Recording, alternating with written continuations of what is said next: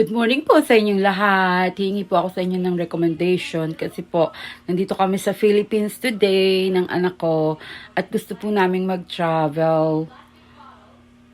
It's either Asian country like Hong Kong, Thailand, Singapore, or local here in the Philippines like Palawan or Boracay or something like that.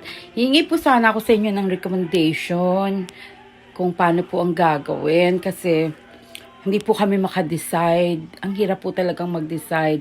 So, comment down below kung saan niyo po kami ma-recommend at kung paano. Kasi po, naiiwan ko po lahat ng ATM ko sa Australia. Recommend nga po kayo. Saan ako kukuha ng pera na pan-travel. Thank you po. Salamat. Love, love, love.